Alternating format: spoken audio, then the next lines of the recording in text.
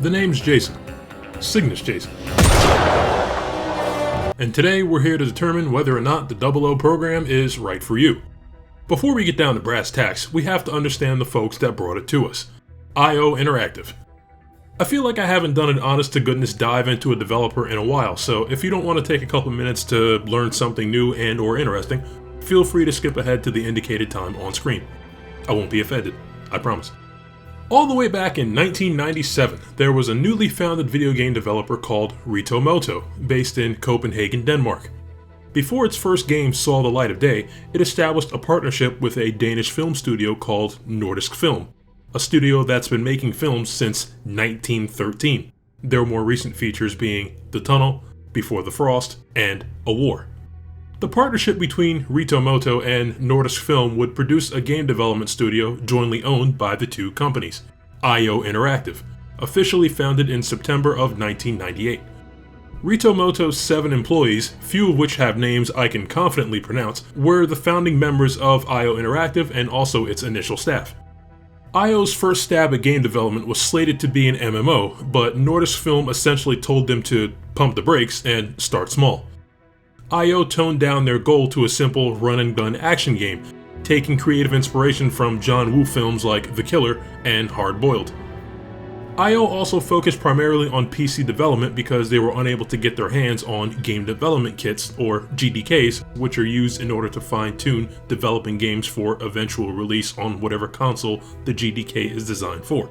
At this point in time, it likely would have been a 5th generation GDK for the first PlayStation or the Nintendo 64. The development process also brought about the creation of IO's proprietary game engine, Glacier. One of IO's 7 founders, Jakob Andersen, realized that since killing was the main theme of the game, they would have to do something to make it stand above other games that share a similar focus. They attempted to use inverse kinematics, something I'm not even going to attempt to feign knowledge of, to more accurately and realistically govern how characters' bodies would fall after they'd been killed. The main issue with this approach was the calculations necessary to simulate the desired effects slowed the game to a crawl, until one of the programmers figured out how to essentially speedrun the calculations. IO's success with this system led to the first use of advanced ragdoll physics in a video game. The ragdoll system gained the attention of Jonas Enneroth, staff member of British video game publisher Eidos Interactive, and after 6 months of negotiating, Enneroth became executive producer on the project. A more methodical approach to the gameplay, including carefully curating your kill targets and dragging dead bodies away from the scene, would create tensions that would elevate the gameplay, Enneroth suggested, no doubt drawing on his experience with projects like Deus Ex and Thief. Ultimately, the end of development produced Hitman, codename 47, to mixed reception due to the difficulty of the game. Since then, the Hitman games have found their niche and attracted more than enough attention to remain profitable. Then there were the cult classic Kane and Lynch games, which I never got a chance to play. And finally, the subject of today's breakdown, 007 First Light. There have been at least 30 James Bond games since the first one in 1982, and even though I've only briefly played GoldenEye back in the day, I can confidently say First Light is the best iteration of the character and the best James Bond video game. Who would have thought that young Dexter, of all people, the guy who always smiled like an idiot at the camera during his inner monologues on the show, would make the perfect video game James Bond? 007 First Light is a modern-day retelling of the origin of MI6's most charming, insubordinate, and successful operative. You won't find any of the pointed racism, domestic violence, or unabashed alcoholism present in Ian Fleming's original novels. I'm not saying I was looking for any of that, I'm just giving you the facts. And the story of First Light flies high in spite of that. Being a game from the Hitman devs, the focus of the gameplay is on creative use of stealth and deception. You are a spy first, and a dead-eyed ruffian only when necessary. Prior to most missions in the story, you'll be sent to Q-Lab to equip yourself with a few gadgets to aid in your success. Morning, Q. Sorry about the leg. Skiing? Hunting. The one gadget you'll almost always have on hand is the Q-Watch and Q-Lenses. The Q-Watch has a compass, it keeps track of your instinct, your chemical and electrical resources, your current alert level, i.e. whether enemies will talk or shoot when they see you, and it works in tandem with the Q lens to lock onto electronics in the environment like door panels or appliances in order to manipulate them and distract enemies. Nice. The Q lenses also allow Bond to see all enemies in your immediate vicinity, which I didn't know about for quite a few hours of game time. I just took it as fact that I couldn't see through walls and simply used my eyes. You have 3 gadget slots with a 4th slot opening to you much later in the game. Your Q watch always occupies 1 slot, and the others can be taken up by a modest selection of other gadgets. Fine for interiors, but What are we looking at? Portable airbag. Shelter sphere. If you're ever caught in an avalanche, you'll be glad to be packing one of these. Why would I be caught in an avalanche carrying a gentleman's briefcase? we... Oh, mind your own business, Bond. Moving on. Gadgets have uses in and out of combat, and their effectiveness on different enemy types will vary. In my case, I almost always brought the dart phone for use on patrols during stealth, and the smoke pod, which can conceal you from sight and let you either slip away from impending combat, or get 1 or 2 free executions while enemy vision is impaired. A mission or 2 down the line, you get the laser strap, which can disarm or blind enemies, destroy ropes or cables holding up environmental traps like cargo or light fixtures, and detonate explosive canisters near enemies. Needless to say, I never went anywhere without that once I unlocked it. Gadgets have limited uses thanks to them requiring 1 of 2 resources in order to be used, electrics or chemicals. Either resource can be found lying around literally everywhere, but you should still make every attempt not to carelessly waste gadget uses. A pen. This is a class 4 grenade. 3 clicks, arms the 4-second fuse. Another 3 disarms it. How long did you say the fuse was?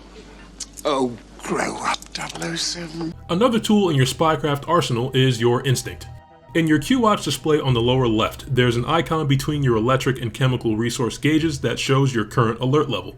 When it's yellow, you'll see the trespassing or restricted area notice on the top of your screen, letting you know that you should not be wherever it is that you currently are, and enemy patrols will question you if you are seen. Using your instinct, you can do a number of things in these situations. Bluff your way through the dialogue in order to make that specific enemy stop caring about you for a bit. Comply, which costs no instinct but sees you swiftly removed from the restricted area, or, prior to being questioned at all, lure an enemy to you while you are behind cover and use a takedown on them when they get close enough. Bluff and lure cost instinct, and instinct can be regained through enemy takedowns or kills.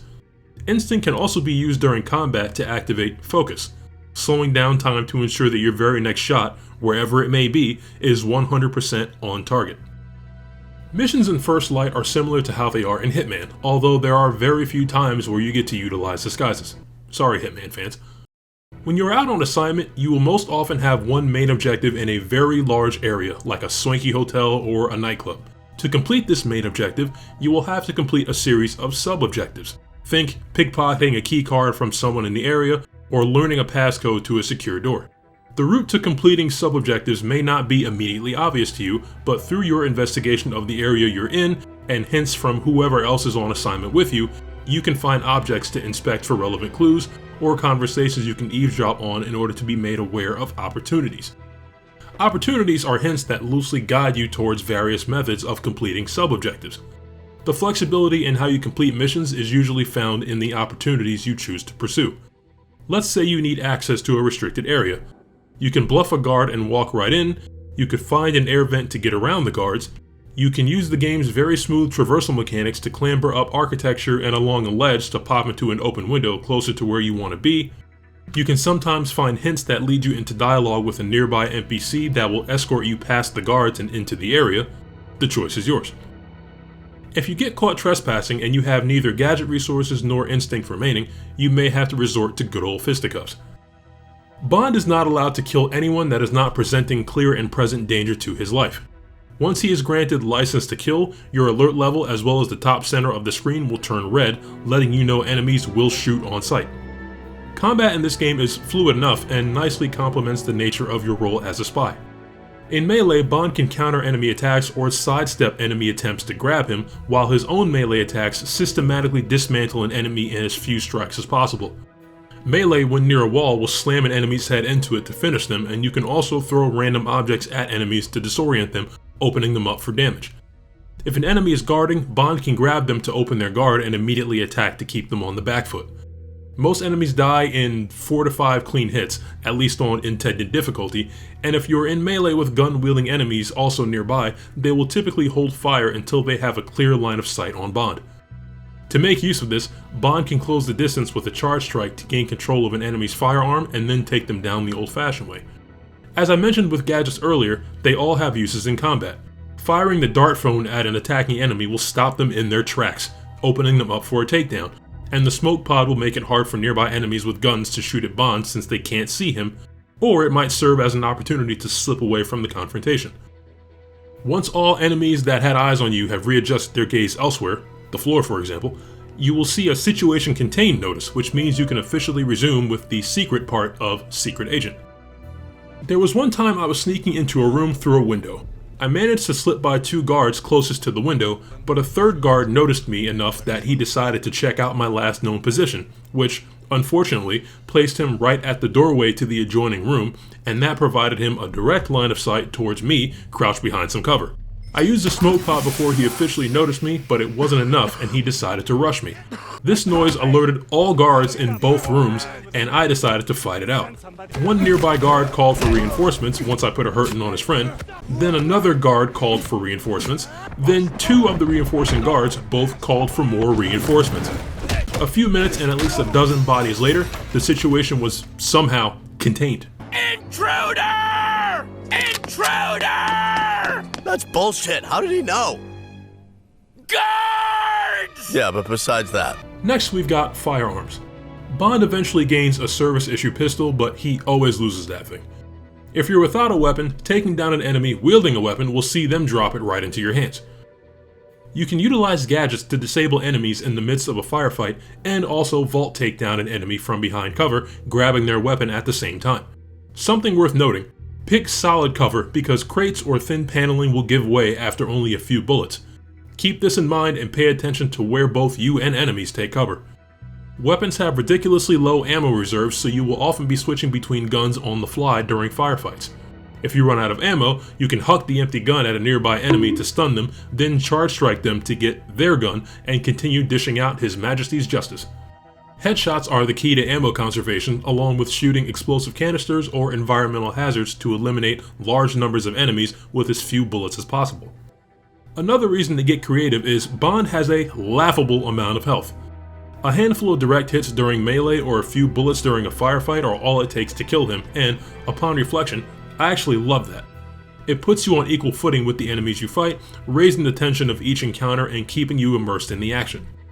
To be a true 00, you must prove equal parts creative and resourceful in all situations. Between your improvised methods during combat and your quick wits while gathering intel, this game truly makes you feel like a real MI6 agent. Not bad, James. Not bad at all. And that's all I can go into detail about on 007 First Light. I completed my initial playthrough at 16 hours and was thoroughly immersed in the events throughout. Once the story was over, I dipped my toe into the tactical simulation mode, which presents a gauntlet of increasingly difficult challenges for Bond to complete in order to earn a mode-specific currency called Intel. Intel is used to unlock guns, gadgets, gadget upgrades, and new skins to utilize only in the tac sim mode. It's a great way to continue your antics as a 00 if you finish the story mode and still want a few more hours of spy work to do. I have no doubt IO Interactive will add more tac sim challenges as time goes on in order to give players a reason to check back in. Now it's time for review bombing. This is the part of the breakdown where I'm standing guard somewhere, minding my business, then I wake up 2 hours later stuffed in a bin and suffering a mild concussion. The first review is from Baron Jaion, which reads, "Honestly, don't let the 88 Metacritic score gaslight you. This is a classic case of style over substance. If you're expecting the peak sandbox freedom of the Hitman series, you're really going to be disappointed. It feels more like Detroit Become Human with occasional shooting sections than an actual stealth sandbox. Every now and then, the game teases player choice, only to shove you back onto the same scripted rails. The devs tried to create the ultimate gaming buffet, but they ended up watering down everything. It blends elements from Watch Dogs, Assassin's Creed, and Sleeping Dogs, but strips out all the depth. Most of the freedom is just the illusion of choice. You're just following highly scripted contrived paths and hitting buttons when the game tells you to. There's no actual spy work or genuine deduction here. Even Hitman Absolution had a more satisfying gameplay loop and better controls than this, which is tragic. To make matters worse, the game treats you like you have zero intuition. The second you stop to look around, the game starts aggressively hand-holding and shoving hints in your face. The logic puzzles feel like artificial filler to stretch the playtime, and the gadget system is a massive joke. Limiting James Bond to 2 gadget slots while making you micromanage battery life is just anti-fun. Visually, the ray tracing looks great in promotional screenshots, but the character models are pure uncanny valley. The facial animations are incredibly stiff, and the NPC hair physics look straight out of a decade ago. On top of that, the optimization is terrible. It's absolutely frying my mid-range PC, and the checkpoint save bugs are infuriating. Before purchasing First Light, I did not look into it at all. All I knew is it was being made by IO Interactive, the Hitman devs, so I expected at least a handful of self-contained sandbox missions with the same level of variety and freedom as the Hitman games. When I booted up First Light and was greeted with a somewhat linear game with a heavy focus on the narrative, I wasn't mad at all. The game has such a colorful cast of characters, the majority of which have a role to play as the narrative unfolds, making you pay attention to how they interact not only with Bond, but other key players in the story, and I would say this is one of the game's main strengths. I've played one Hitman game, Absolution, only because it was free through PlayStation Plus at one point, but I've seen gameplay footage of the more recent World of Assassination, and I can confirm that First Light will feel somewhat watered down compared to that in terms of freedom of choice when approaching objectives, as well as the complexity of mechanics, or lack thereof. The second review is from Donnie. I only need to read the first half because the second half is other people blasting them for their opinion. It reads, "While I enjoyed the story, visuals, and the gameplay combo of Hitman and Watchdog feels good, I cannot really recommend anyone pay €70 for 15 hours of campaign. I did not rush things, did not yet get all of the collectibles, but I also don't feel inclined to do so having just finished the story. There is no real replayability unless you want to try going for challenges, be stealthy, be destructive, play with specific loadouts, etc. The simulations can be fun, but they're not really adding anything new, just replaying parts of the story or entire operations with a bunch of challenges. It's stuff you can pretty much do in the main storyline anyway. If what you're looking for is a basic 007 action movie-like game, you'll most likely enjoy it. Some things are a bit hard to control, like your hacking target when several are close together. QTEs can thankfully be disabled because they're awfully dated. The tax sim mode isn't anything revolutionary within the game, like they said, but it's still something decently fun to do apart from the story. Barring that, yes, the replayability of this game is severely lacking. I have to agree that $70 for a game that can be completed in 16 hours and also has limited replayability is not great, regardless of how much I enjoyed it. Of course, I got it for 15% off through Green Man Gaming, and you can too through the link in the description. If you want to wait for a deeper sale before picking it up, nobody would blame you, but you should definitely play it if you want a front row seat to some nerve-trying, high-flying, death-defying, stun an enemy with a brick to the eye-ing secret agent action. I would treat this game as a very solid proof of concept that lays the groundwork for a sequel or two. Games that will undoubtedly add more gadgets, wider mission parameters, mechanical complexity, grant the player much more freedom in how they go about completing missions, and so on. But that's just my 2 cents. 007 First Light is available now on PlayStation 5, Nintendo Switch 2, Xbox Series X and S, and PC for $70. Remember to visit Green Man Gaming for a discount on the PC version. Have you played First Light yet? How do you feel about it? Let me know in the comments. Be sure to leave a like if you've enjoyed the video, and subscribe if you want to see more. This has been 001 Cygnus Jason, and I'm off to go practice my British accent. Can't say I'm surprised.